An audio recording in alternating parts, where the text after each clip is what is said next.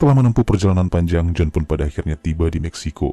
Ia disambut oleh sahabatnya bernama Paul Rayburn, di mana setelah mengobrol membahas kisah di masa lalu, John segera mengutarakan maksud dan tujuannya yang saat ini sedang mencari lowongan pekerjaan.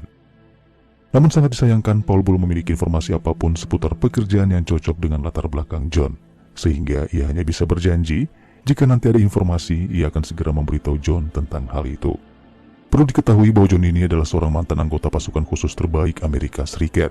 Ia pernah ditugaskan melakukan misi kontraterorisme, penyelamatan sandera, bahkan juga sempat ditugaskan ke zona berbahaya, seperti melacak dan menghabisi target penting, yaitu seorang pemimpin tertinggi dari sebuah kelompok sindikat kejahatan. Bisa diambil kesimpulan bahwa John ini bukanlah orang sembarangan.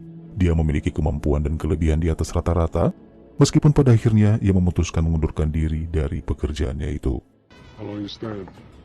I don't know, I just, want to see you, Ray.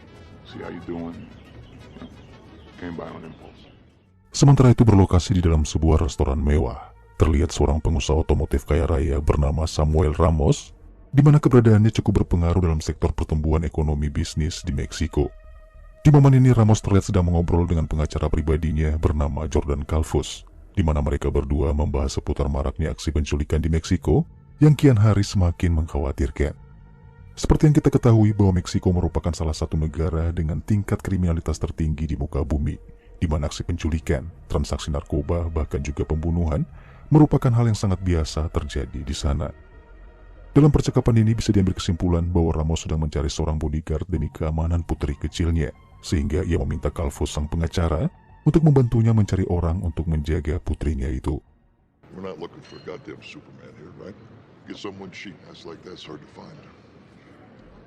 Mendengar hal itu, sang pengacara yang kebetulan kenal dengan Paul Rayburn, saat itu juga ia dengan segera menghubungi Paul, meminta bantuannya mencari seorang bodyguard yang memiliki segudang pengalaman, yang tentunya untuk menjaga anak dari salah seorang kliennya, seorang pengusaha kaya raya, yaitu Ramos.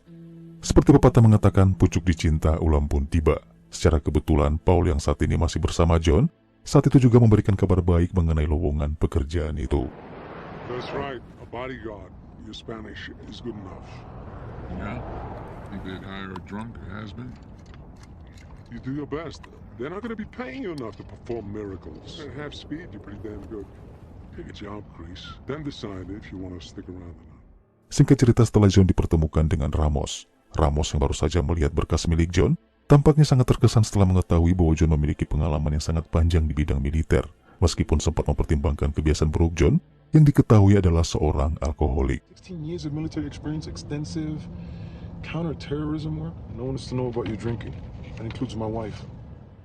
Singkat cerita, setelah Ramos merasa yakin bahwa John adalah orang yang tepat untuk menjaga putrinya, ia pun membawa John ke rumahnya untuk kemudian memperkenalkan John kepada istrinya yang bernama Lisa.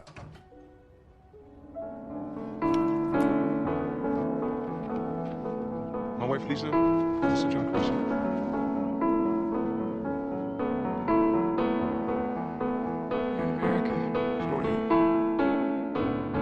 Di saat mengobrol sembari melihat berkas milik John yang berisikan segudang pengalaman, saat itu juga Lisa langsung tertarik dengan sosok pria berkulit hitam tersebut.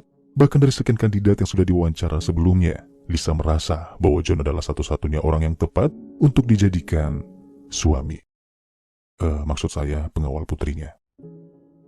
Tak berapa lama muncullah putri sematawayang Ramos dan Lisa, seorang gadis kecil yang cantik berumur 8 tahun bernama Lupita, gadis periang yang santun, cerdas, dan sangat manja. Buenas tardes, señor Chrissy. Mucho gusto en conocer. It's a language, honey. Do you want to show Mr. Crazy to his room? This way, Mr. Chrissy. Thank you. Hola, Bruno. Buenas tardes. That's Bruno the gardener.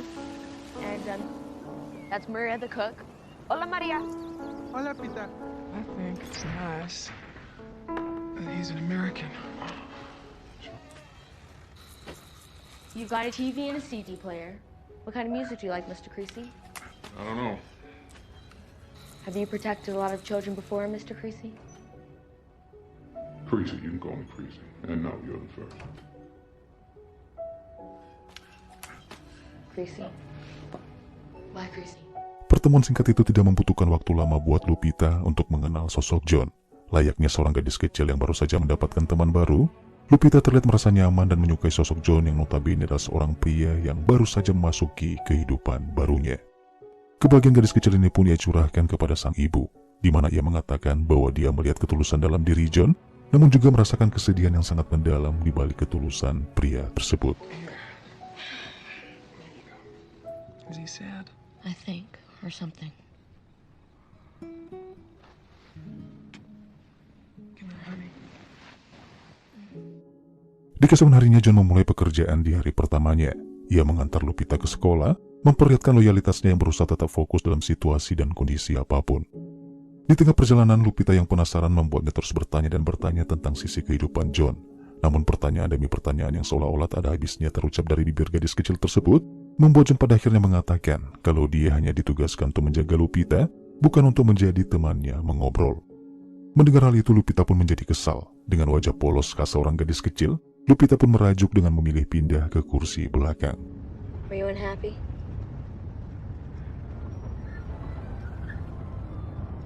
What happened to your hand? It's a birth defect. No, it's not. Look, no more questions, okay? I'm not being paid to be your friend. I'm being paid to protect you. So no more questions. That's it. Period. You hear me? Yes. Wait a minute.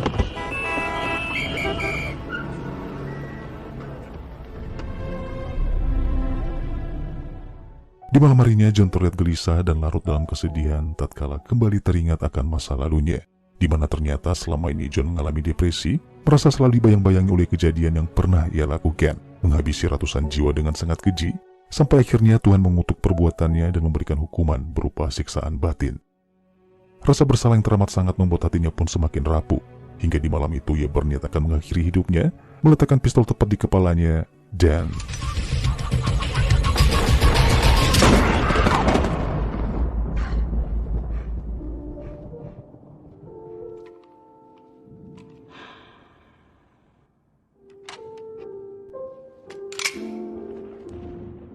Merasa aneh dengan pistolnya yang selalu saja tidak berfungsi setiap kali dia mencoba bundir, membuat John merasa perlu untuk menghubungi sahabatnya yaitu Paul untuk menanyakan tentang keanehan tersebut. Chris, you alright?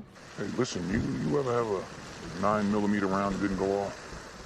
Mendengar hal itu, Paul pun mengatakan bahwa peluru tidak pernah berbohong, di mana ketika peluru berhasil ditembakkan dan orang itu mati, bisa diartikan bahwa orang itu memang sudah ditakdirkan harus mati. Namun sebaliknya, ketika pelatuk dilepaskan dan selalu saja gagal mengeluarkan selongsong peluru, tidak bisa dipungkiri orang tersebut memang belum ditakdirkan untuk mati. Like we used to say. Yeah, I'm sorry, Ray. I'm sorry, Wolf. No, it's okay. Nothing. I was watching TV. Di tengah guyuran hujan deras, John tanpa sengaja melihat Lupita sedang menatapnya dari balik jendela. Dan saat itulah John sejenak merenung hingga mendapatkan sebuah jawaban, menyadari di balik kegagalannya tak lepas dari rencana Tuhan yang masih memberikan kesempatan kepadanya untuk tetap hidup, yang secara tidak langsung diberikan kepercayaan untuk menjaga dan melindungi kehidupan seseorang melalui gadis kecil bernama Lupita.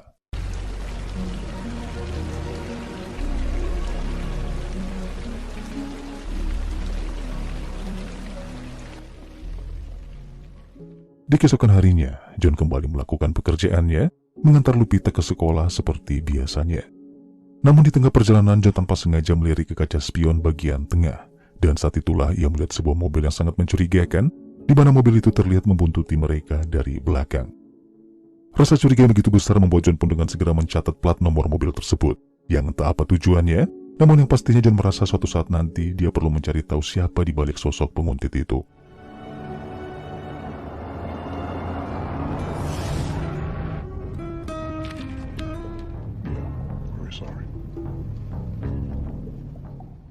Siang harinya setelah Lupita pulang sekolah, John dengan segera mengantar anak majikannya tersebut untuk mengikuti kursus renang, guna mempersiapkan dirinya untuk mengikuti sebuah ajang kompetisi renang yang tak lama lagi akan segera berlangsung.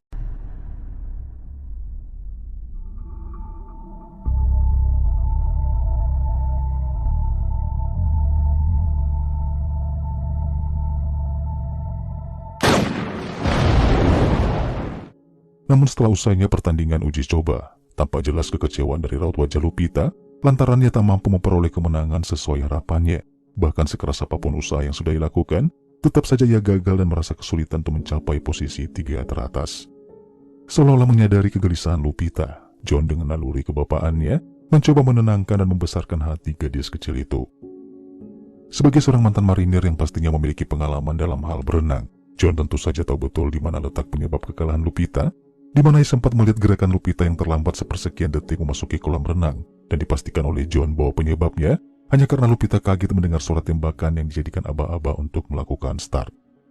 Sampai akhirnya terdoronglah sebuah ketulusan dari dalam hati John. Ia melatih Lupita setiap hari dengan menitik fokuskan latihan kecepatan, melatih gerakan refleks agar tak lagi kaget saat mendengar suara tembakan. The gunshot holds no fear, say it. The gunshot holds no The fear. gunshot holds no fear. Say it The gunshot holds no fear. louder. The gunshot holds no fear. Louder. The gunshot holds no fear. That's good. Are you set?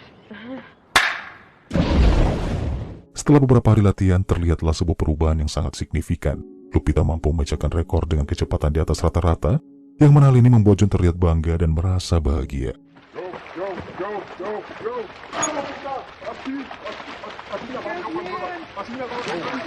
10.99. Singkat cerita, kompetisi yang ditunggu-tunggu pun pada akhirnya tiba. Lupita yang tak bisa didamping oleh kedua orang tuanya yang sibuk bekerja, mulai terbiasa dengan kehadiran John yang selalu menemaninya. Senor Chrissy, nice to see you. Oh, good to see you, Madre. Peter's parents are away on business in Juarez. Today, you are her father.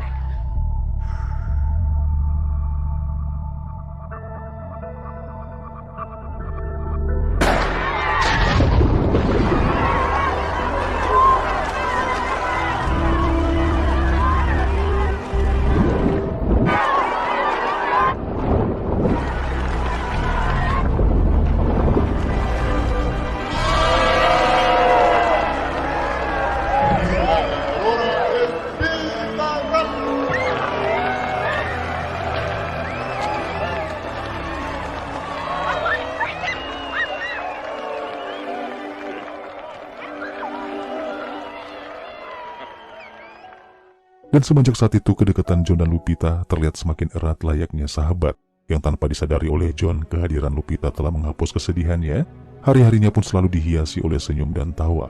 Bahkan ia mampu meninggalkan kebiasaan buruknya yang seorang alkoholik, membuktikan bahwa John telah mendapatkan kembali semangat hidupnya berkat seorang gadis kecil bernama Lupita. Hingga di suatu hari saat John mengantar Lupita ke les piano atas kemauan ayahnya, John melihat adanya keterpaksaan dari raut wajah Lupita yang sepertinya kurang berminat dalam dunia musik. Namun bagaimanapun juga Lupita seakan tak memiliki kuasa untuk membantah. Minat satu-satunya yang begitu besar dalam dunia olahraga renang membuatnya mau tak mau harus dengan berat hati menuruti kemauan ayahnya itu. Hola, Lupita. Hola, hola. Pásale. Bye. Bye. ¿Cuánto tiempo? Una hora. No, gracias.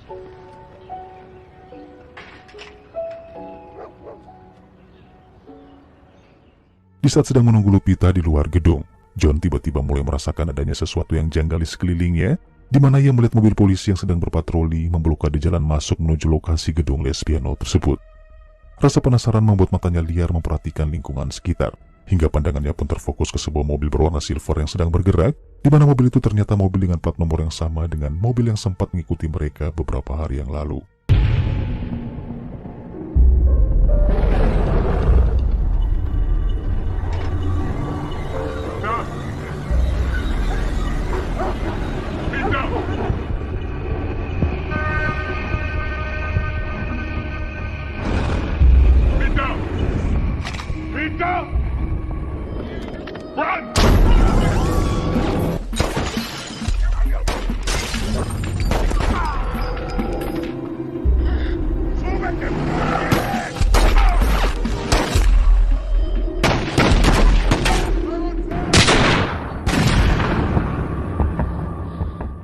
Baku tembak itu pun berakhir tepat di saat John ambruk dengan peluru yang kini bersarang di dadanya. Yang sialnya, Lupita yang seharusnya melarikan diri justru kembali ke lokasi penembakan, berteriak histeris meratapi tubuh John yang kini terkapar tak sadarkan diri.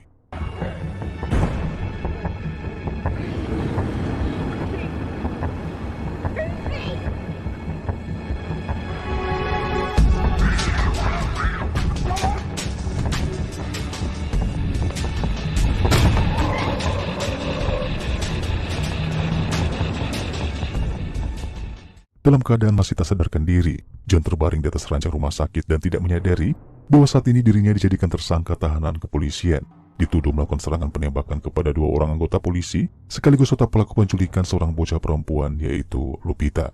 Este hombre, John W. Chris, ciudadano norteamericano, está bajo arresto por el asesinato de 2 elementos de la policía judicial. Es también el principal sospechoso en el secuestro de Lupita Martín Ramos. Di tengah konferensi yang sedang berlangsung, seorang reporter dari salah satu media surat kabar lokal bernama Mariana Garcia dan juga Direktur Keamanan Nasional Meksiko bernama Miguel Manzano justru tidak percaya dengan fakta yang dituduhkan polisi Meksiko terhadap John. Mereka berdua sepertinya telah mengetahui bahwa penculikan Lupita melibatkan polisi Meksiko yang sedang bersembunyi di balik seragam dan jabatannya. Sementara itu di kediaman Ramos dan Lisa, terlihat jelas kepanikan dari raut wajah suami istri tersebut yang tentu saja sedang mengkhawatirkan keselamatan Lupita, putri mereka.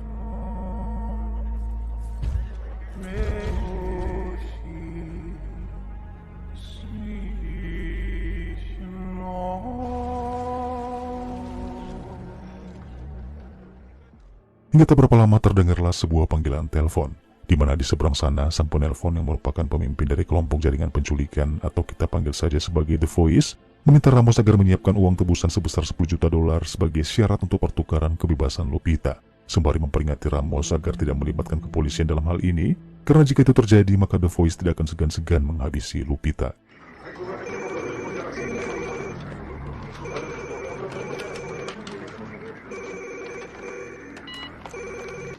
Hola.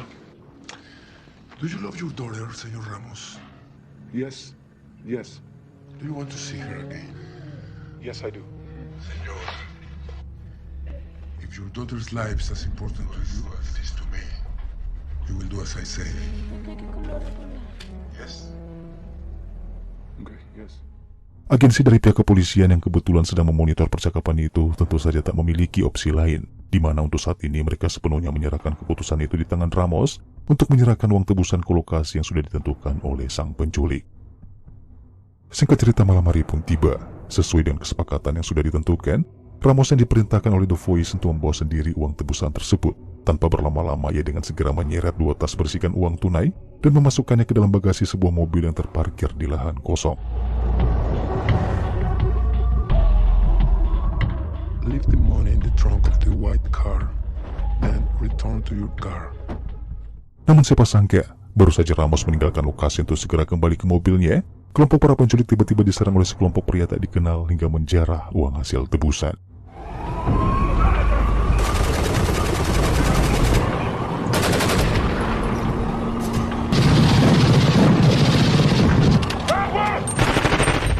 Baku tembak itu menyebabkan salah satu dari kelompok penculik itu pun tewas meregang nyawa. Yang sialnya, sosok itu ternyata adalah saudara kandung The Voice, sehingga ketika ia mendengar informasi tentang kematian adiknya sekaligus raibnya uang tebusan, The Voice merasa bahwa Ramos telah menipunya dengan mengirimkan beberapa orang untuk merampas kembali uang tebusan itu. Hello? Mr. Ramos, you betrayed me. You killed my nephew. You took my money. Señor Ramos, que Dios se apiade de su hija. Mendengar hal itu, Lisa dengan cepat merebut telepon dari genggaman tangan suaminya. Dengan panik sembari menangis histeris, ia mencoba memohon-mohon kepada The Voice untuk memberikan kesempatan kedua dengan berjanji akan segera menyerahkan uang tebusan yang kedua kalinya. Namun dari sekian usaha Lisa mencoba membujuk The Voice, tetap saja The Voice ini tak lagi menginginkan negosiasi yang secara langsung menegaskan bahwa nyawa adiknya harus dibayar dengan nyawa Lupita. I'm really sorry. Now it is too late.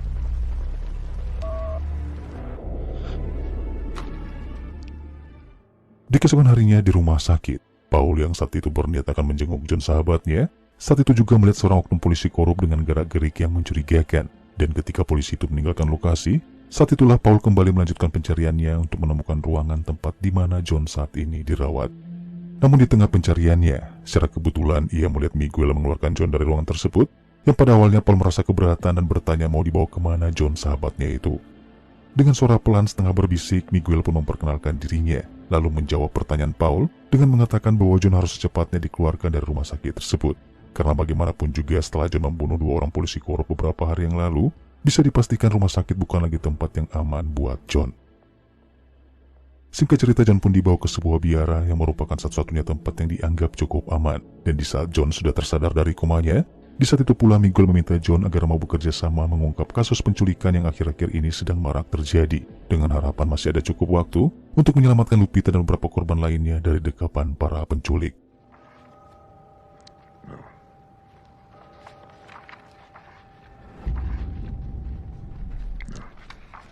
Did you recognize any of this man?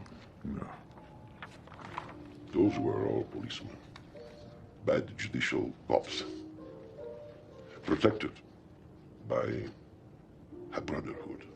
A brotherhood called La Hermandad. Beberapa hari kemudian setelah John merasa kondisinya mulai berangsur membaik, ditemani oleh Paul, John mendatangi lokasi baku tembak sekaligus lokasi penculikan Lupita, di mana di sana John melihat garis kapur masih menempel sebagai penanda titik jatuhnya korban.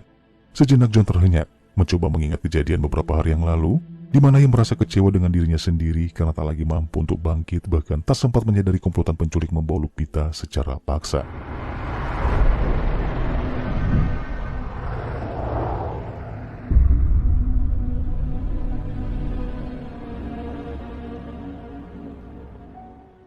Beranjak dari lokasi kejadian penculikan, John yang masih ditemani oleh Paul, saat itu juga mendatangi rumah Ramos untuk mengemasi sisa barang-barangnya.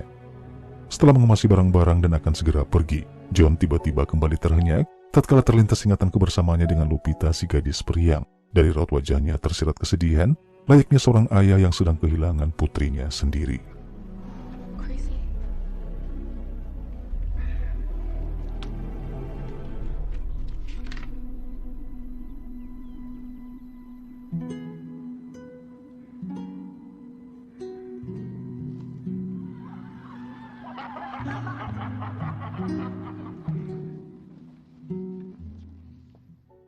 Di saat John sedang fokus membaca buku diari milik Lupita yang berisikan curhatan tentang dirinya, di waktu yang bersamaan Lisa masuk ke dalam mengagetkan John, di mana Lisa terlihat risih melihat John berada di dalam kamar putrinya itu. Menyadari kedatangan sang pemilik rumah membuat John pun merasa tidak enak hati, sehingga ia meminta maaf karena telah lancang memasuki kamar Lupita tanpa izin, dengan mengatakan bahwa tujuannya masuk ke sana hanya ingin mencari Alkitabnya yang dirasa mungkin berada di dalam kamar Lupita. Tak lagi mempersoalkan keberadaan John di dalam sana, Lisa tiba-tiba menangis sesenggukan ketika ia kembali teringat dengan putrinya.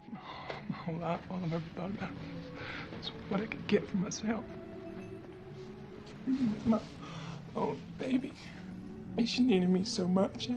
Sometimes I felt like I had nothing to give her. Just, I don't know what to do. Entah kenapa John merasa hatinya seperti disayat sembilu setelah mendengar curhatan Lisa. Tampak jelas kemarahan tersirat dari raut wajahnya, mengharuskannya melakukan sesuatu yang entah seperti apa. Namun yang pastinya, ia akan memberikan penderitaan kepada para penculik, bersumpah akan memberikan rasa sakit sebelum mereka menemui ajalnya. Anyone that was involved, anybody who profited from it, anybody who opens their eyes at me.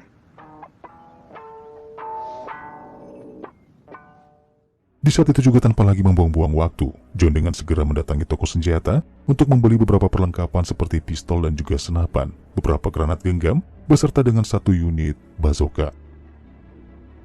Setelah perlengkapan dirasa cukup, John kemudian meminta bantuan Mariana, yaitu sang reporter, untuk mencari informasi alamat seseorang berdasarkan pelacakan plat nomor, yaitu nomor plat sebuah mobil yang sempat membuntutinya beberapa waktu yang lalu. Setelah mendapatkan lokasi alamat si penguntit atas bantuan Mariana, John dengan segera menyambangi lokasi tersebut yang berlokasi di sebuah apartemen di kota kecil Los Arcos. Si penguntit ini ternyata adalah seorang polisi korup bernama Jorge Gonzalez. Ia terlihat begitu sangat kaget ketika melihat John masuk ke dalam mobilnya sembari menodongkan sepucuk pistol. Jorge Gonzalez. Soy policía judicial. Menea. Okay. Tak berapa lama mobil itu pun berhenti di sebuah lokasi tebing yang sangat sepi, di mana John melakban tangan polisi korup itu ke setir mobilnya, lalu menginterogasinya dengan cara yang cukup ekstrim. Voy a hacerte unas preguntas. Si no me dices toda la verdad, vas a sufrir mucho más de lo necesario. Voy a cortarte los dedos. Uno por uno. ¿Me olvidas? No mames. ¿Sabes quién soy yo? Eres miembro de la hermandad, ¿sí? ¿La hermandad? ¿Correcto? Ok.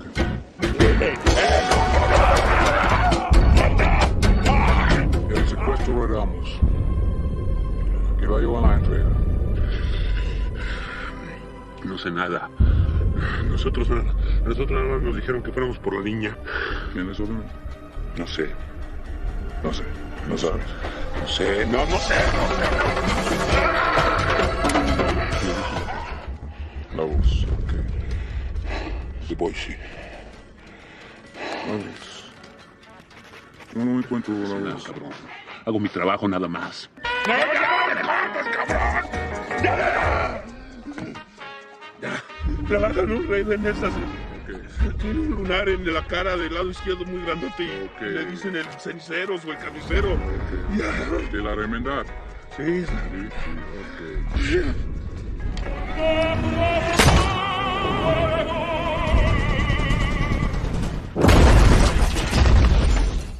Di malam harinya berbekal informasi dari Jorge, John kembali beraksi dengan segera mendatangi diskotik tersebut, di mana di sana dia mencoba bertanya kepada dua orang penjaga dengan cara memberikan sejumlah uang. Namun ketika tak mendapatkan jawaban sesuai dengan harapannya, pada akhirnya John pun kehilangan toleransi dan mengamuk. De la niña.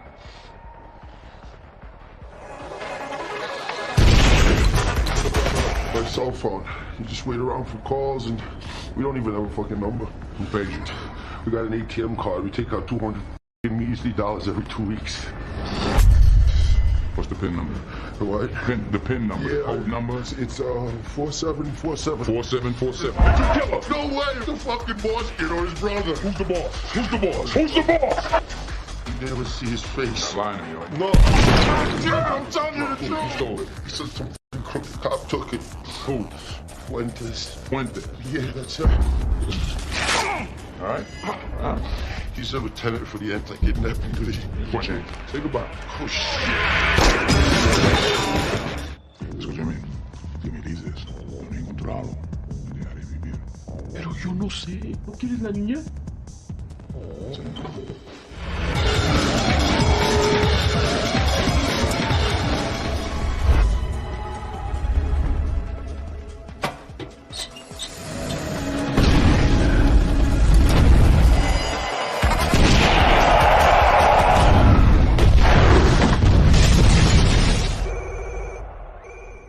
Setelah mendapatkan beberapa informasi, John kemudian membawa keluar seorang gadis kecil yang merupakan salah satu korban penculikan. Lalu ia membakar gedung tersebut dan menghubungi Mariana untuk segera datang ke lokasi bermaksud untuk kembali meminta bantuan. Listen, it's me. Yes, no, listen. Do you know anything about it? Where are you? Setibanya Mariana di lokasi, John kemudian meminta bantuannya untuk mencari tahu siapa yang melakukan penyotoran ke dalam rekening tersebut, sembari menyerahkan kartu ATM beserta dengan kode PIN-nya. You got banking connections? Connections? PIN number's 4747. I want to find out who's put money in that account. 4747. What do you know about a cop named Fuentes? It's with the anti-kidnapping division. 3 years ago, they caught him with $50,000 and a dead body in the trunk of his car. Never charged. He lives in a judicial compound. Travels by motorcade. Take care of her? Yes. Well, how can I find you? I'll find you. Singkat cerita, pagi hari pun tiba. John berjalan kaki menyusuri jalan di sebuah kota kecil yang saat itu terlihat cukup ramai menyamarkan keberadaannya. Dengan menggunakan setelan jas yang sangat rapi plus dengan kacamata hitam, John berjalan sembari menenteng sebuah tas berisikan perlengkapan senjata, sembari sesekali melirik ke segala arah untuk memastikan keamanan di sekitarnya.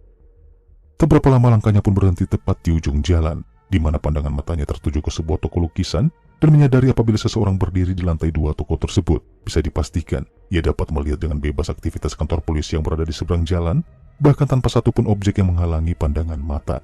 Sehingga saat itu juga John menghampiri toko lukisan tersebut untuk kemudian meminta izin kepada si pemilik toko yang merupakan sepasang suami istri lanjut usia agar mengizinkannya masuk ke dalam tokonya itu.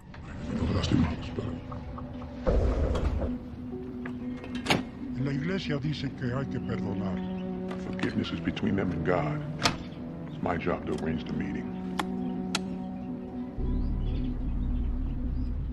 Tak berapa lama setelah menyiapkan bazooka yang disetting tepat mengarah ke kantor polisi, muncullah iring-iringan mobil Fuentes yang hanya berjarak kurang lebih 200 meter, dan saat itu juga tanpa lagi membuang-buang waktu, John dengan segera melepaskan tembakan amunisi bazooka hingga menghancurkan salah satu mobil anak buah Fuentes.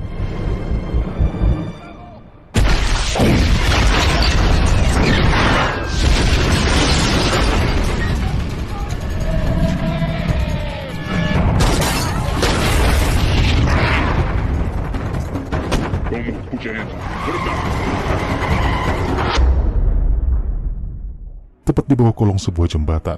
John mengikat kedua tangan Fuentes dengan mata tertutup lakban, lalu menginterogasinya dengan sebuah pertanyaan seputar uang tebusan Lupita yang tiba-tiba dirampas oleh seseorang. You hear me? You know where we are? We're under the bridge. Where the deal went bad. The ransom got stolen. You want to tell me what happened? Mendengar pertanyaan itu, Fuentes tetap bersikeras menolak untuk diajak berunding. Ia sama sekali tak memperlihatkan sikap kooperatif, bahkan dengan angkuhnya ia justru membanggakan posisinya yang merupakan seorang presiden dari kelompok La Hermandad. You heard of La Hermandad? Yes, I have. You know what it is? Yes. I'm the president of La Hermandad, pendejo. You're the president? Yes. The president? Wow. Let me show you what I got here. See this? This is a charger. It's used by convicts to hide money and drugs. They stick it in their body, they tuck it up their... You familiar with that? This, look at me. Pencil detonator. Timer. Used as receiver, transmitter. C4. Highly explosive. You put them all together, you got a bomb. Not very sophisticated, but very powerful. That's what you have in your ass right now. Mendapatkan ancaman dari John yang dirasa bukan hanya sekedar gertakan belaka, Fuentes dengan wajah yang mulai memperlihatkan mimik ketakutan, pada akhirnya dengan segala keterpaksaan yang menceritakan kronologi di balik penculikan Lupita.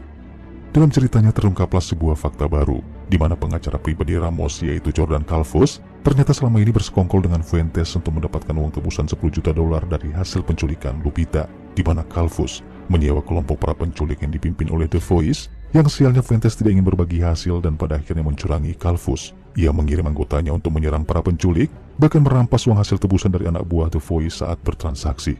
Namun seperti yang kita ketahui bahwa serangan dari anggota Fuentes mengakibatkan adik dari The Voice harus tewas meregang nyawa. Sehingga mulai saat itulah kekacauan semakin bertambah parah, menyisakan dendam yang tak termaafkan dari sang penculik yang justru mengancam nyawa Lupita. John yang menyadari bahwa Jordan Calvus adalah salah satunya orang yang mengetahui identitas pemimpin penculik atau The Voice. Saat itu juga ia beranjak pergi untuk menyambangi kediaman Calvus, sembari meledakkan mobil bersamaan dengan Fuentes yang masih menempel di atas kap mobilnya. Guess what? What? Ramos' lawyer, Jordan Calvus. Jordan Calvus? What are you going to do now? What am I going to do? I'm going to leave. I got to go. Oh? Yeah, I got... Hey, come on. Yeah, what about me? What about you? You got 40 seconds. Hey!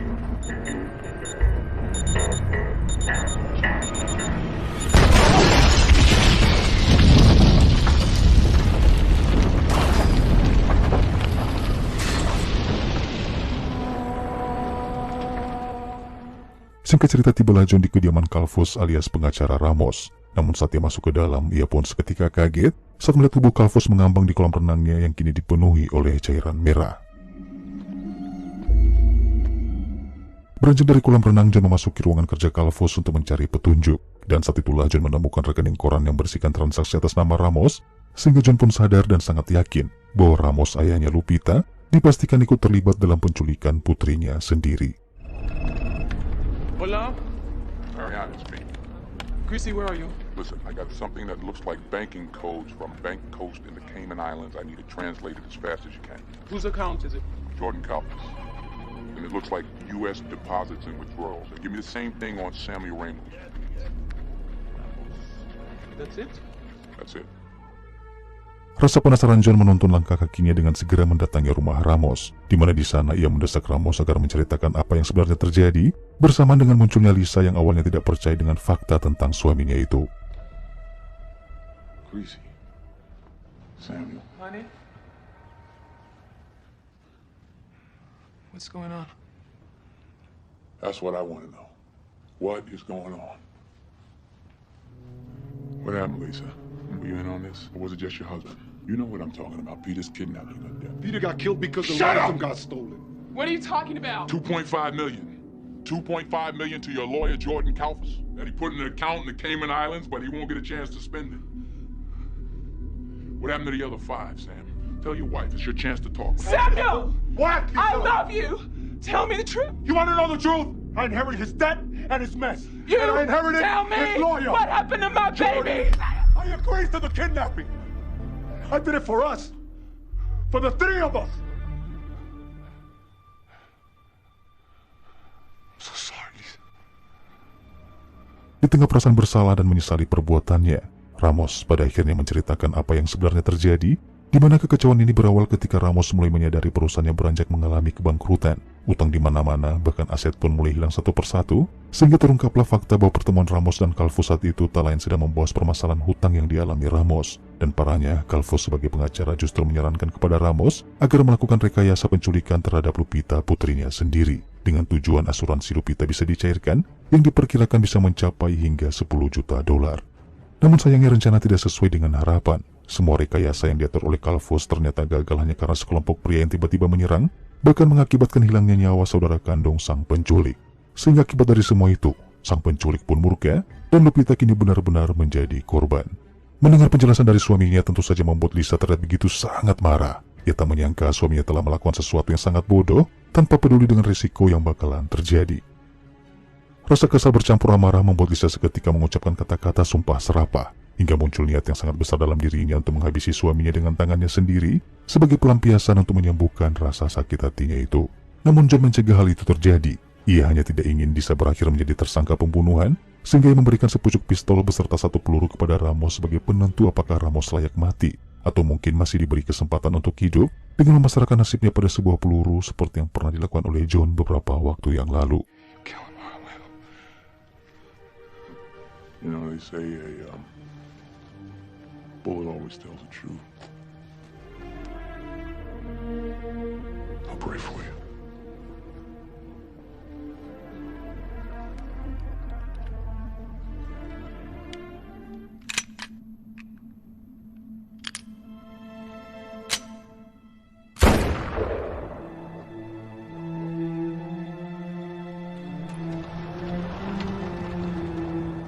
Di keesokan harinya John yang sudah mengantongi salah satu nama dari komplotan penculik. John pun dengan segera menyambangi rumah oknum penculik yang diketahui bernama Sanchez, di mana aksinya kali ini tanpa John sadari sedang dipantau oleh Miguel Manzano. Está entrando.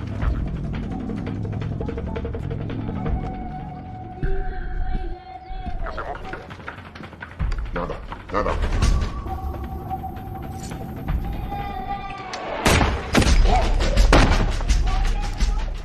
Dengan luka tembak yang kini kembali bersarang di bagian dadanya, John dengan sekuat tenaga mencoba bertahan, memaksakan dirinya mengejar Sanchez saat itu juga.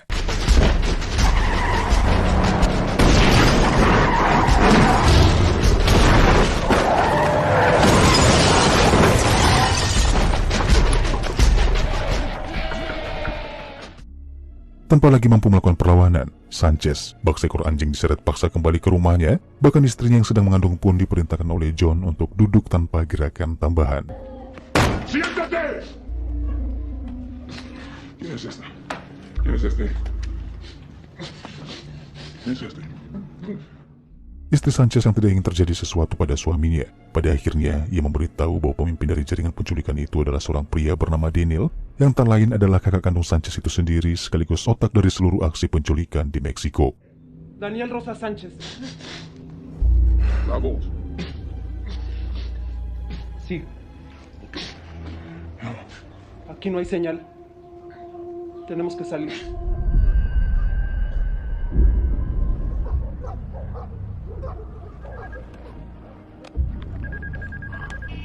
Hola, Daniel.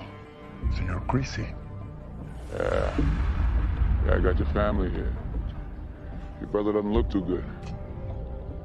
Yeah, Reina, she's what, about 8 months? Huh? And there you are. You have my family. Your brother wants to speak to you.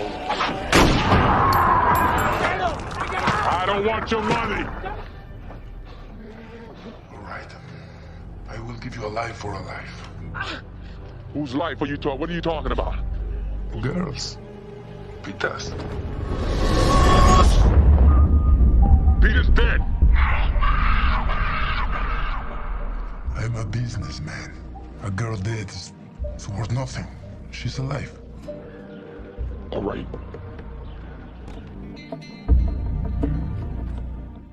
Ada sedikit kelegaan ketika John mendengar informasi itu, sehingga ia mengajak Daniel untuk melakukan pertukaran, di mana John meminta agar Daniel menyerahkan Lupita untuk ditukarkan dengan nyawanya sendiri.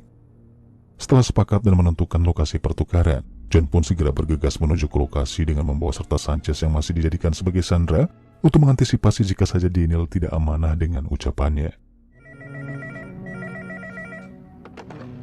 Listen to me, don't hang up. I think Peter's alive. Take the road to Pueblo, get off Junction 34th South Side. Meet you there in 2 hours. Singkat cerita, pada akhirnya mereka pun tiba di lokasi, di mana John meminta Lisa agar membantunya menodongkan senapan ke arah Sanchez, sementara dia sendiri akan melakukan pertukaran dengan Daniel. Segera John berjalan menyusuri sebuah jembatan untuk menyerahkan dirinya. Hingga tak berapa lama, Lupita pun dikeluarkan dari mobil, berlari menghampiri John untuk kemudian memeluk pria setengah baya itu dengan sangat erat.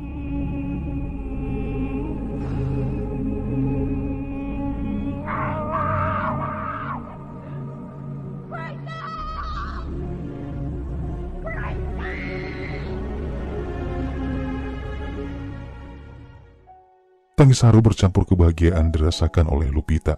Sebuah pertemuan layaknya seorang ayah dan anak gadisnya, yang bahkan kehangatan seperti ini belum pernah dirasakan Lupita dari ayahnya sendiri.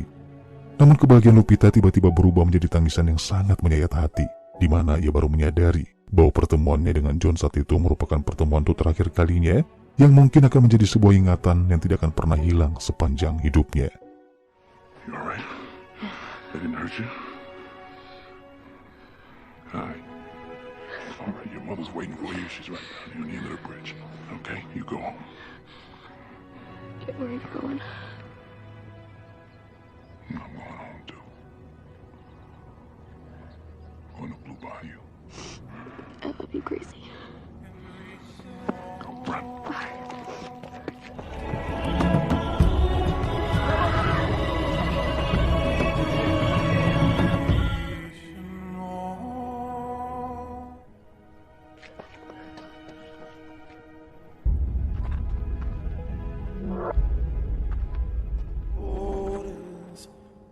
Que esconde como la lluvia de algún tesoro.